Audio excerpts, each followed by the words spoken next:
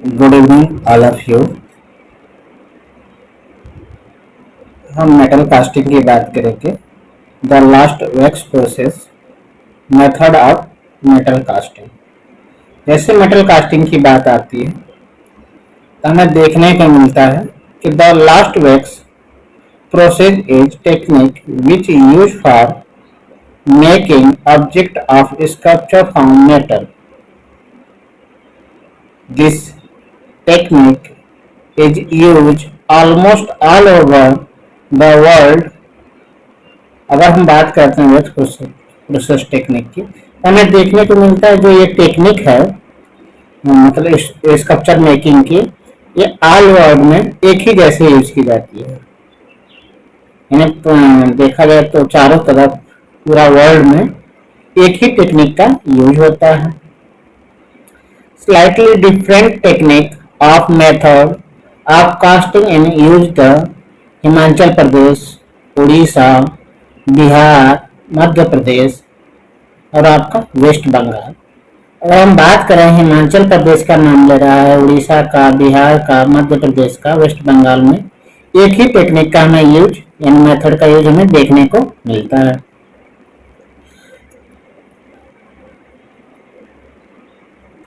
इस मेथड की जैसे हम बात करते हैं तो हमें देखने को मिलता है कि there are several step of make an idol sculpture by them method metal. अगर इस मेटल मेथड की हम बात करें तो first of all the wax model of the image is proceed by the artist hand. सबसे पहले अगर ये हमें मोल्ड लेना है तो उसका हमें वैक्स में, यानी वैक्स मतलब मोम में, हमें एक मॉडल हमारे पास आर्टिस्ट के हाथ का यानी आर्टिस्ट द्वारा बनाया हुआ मॉडल हमारे पास होना चाहिए। All the detail are clearly engraved on it. अब जो आर्टिस्ट है उसका एक एक पार्ट अच्छे से डिटेलिंग करके उसको बनाया हो। After comparison of the image, और उस इमेज से उसका कंपेयर किया हो। It is now cover with thick casting of paste, और उसकी कास्टिंग और पेस्ट के बारे में उसको पता हो। विच इज प्रिपेयर, उसकी तैयारी करे। Which is prepare by the equal part of clay. अब उसके अकॉर्डिंग कितना उसमें क्ले का पार्ट लगेगा, उसके अकॉर्डिंग वो मटेरियल एडजस्ट करे। तो ये सब सारी चीजें उस आर्टिस्ट को आना चाहिए। कितना ब्रिक लगेगा, कितना डस्ट लगेगा, कितना प्लास्टर ऑफ पेरिस लगेगा, कितना पीओपी लगेगा, मतलब जो भी चीजें लगेगी उस आर्टिस्ट को पहले से पता होना चाहिए। But a link way has to be made from which the wax of the image may come out. अगर हम बात करें जैसे उस वैक्स प्रोसेस की, तो सबसे पहले उस इमेज का हमें क्या करना होगा, मटेरियल बनाने के लिए उसको क्ले में बनाना होगा। क्ले में बनाने के बाद हमें क्या करना पड़ेगा, उसका मोल्ड लेना पड़ेगा। मोल्ड हम पीओपी में लेंगे। उसके बाद हम क्या करेंगे, तब जाके कास्टिंग करेंगे। कास्टिंग के लिए हमारे पास मेटल होना चाहिए, वेस्ट मेटल होना चाहिए, जिसको हम लिक्विड में चेंज करके उससे हम कास्टिंग करेंगे। ये सारी चीजें होनी चाहिए। इस पैटर्न को आइए हम इसके मेथड के माध्यम से हम देखते हैं। देखिए, सबसे पहले ये टॉप पर दे रखा है कि किसी भी जैसे कास्टिंग मेथड की हम बात करें तो सबसे पहले हमने क्ले में एक स्ट्रक्चर यानी एप्पल का एक शेप तैयार किया। क्ले में तैयार करने के बाद हमने क्या किया, पीओपी से इसका पूरा क्या किया, मोल्ड लिया। जैसे मेरा मोल्ड डन होता है उसको हम खोलते हैं, तो खोल के ऐसे हम पहले से खोलने के लिए शेप बना रखते हैं। उसके बाद खोल के उसको दो साइड में मैंने बाहर करते हैं।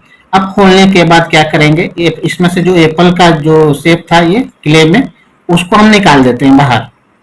अब उसका शेप आ गया, इतने एरिया में हमारा एप्पल बन जाए। इसमें लिक्विड डालेंगे तो एप्पल का शेप आ जाएगा। अब हमें क्या करेंगे कि अगर हम मेटल का लिक्विड डालते हैं तो इसका वेट ज़्यादा हो जाएगा, तो हमें मार्केट के अकॉर्डिंग भी चलना है। हम क्या करेंगे, एक वैक्स का एक ऐसा लेयर बनाएंगे जिसके बीच का स्पेस खाली है। तो उसके लिए हमें क्या करना पड़ेगा, इस पे वैक्स का जो लिक्विड होता है ब्रश से इस पर फिल करेंगे। अधिकतम 10 बार फिल करेंगे, मैक्सिमम 7 बार। इस पर ब्रश से फिल करते जाएंगे, एक लेयर बन जाएगा दोनों तरफ।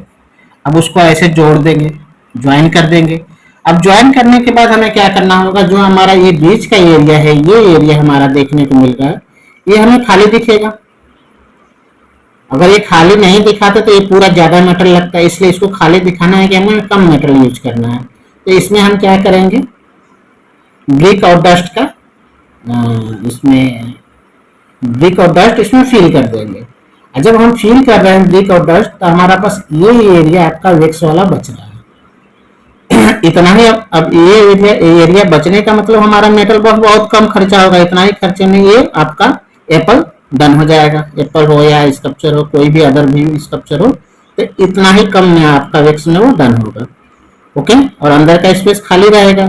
अब हम क्या करते हैं कि जैसे इसकी कास्टिंग करते हैं, स्टार्टिंग हमने यहाँ पे क्या किया, मोल्ड लिया। यहाँ पे हम क्या कर रहे हैं, कास्टिंग कर रहे हैं। जैसे हम कास्टिंग करेंगे तो हमारे पास मेटल का ये लिक्विड है।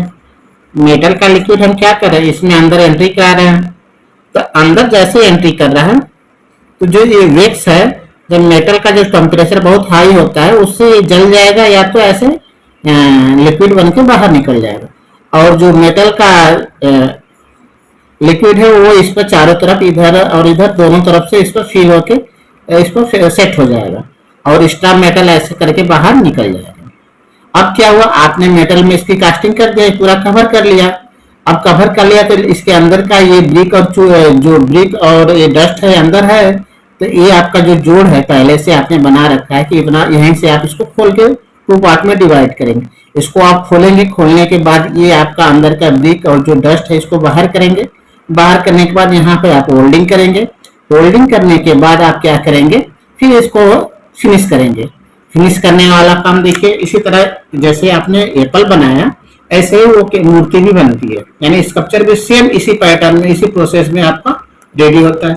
यहाँ पर वही आर्टिस्ट आपका देखिए, यहाँ पर क्या कर रहा है, मेटल उसमें डाल रहा है। किसमें, जो पीओपी का फ्रेम था उसमें मेटल डाल रहा है। मेटल का प्रोसेस यहाँ कंप्लीट हो रहा है। जैसे मेटल का प्रोसेस कंप्लीट हो रहा है, उसके बाद वो उसको ओपन करके उसमें से जो भी मूर्तियां या जो भी पार्ट उसके अंदर डन हुआ था, हमने तो एप्पल डन किया था, यहाँ पर मूर्ति को डन करके उसको बाहर निकालता है।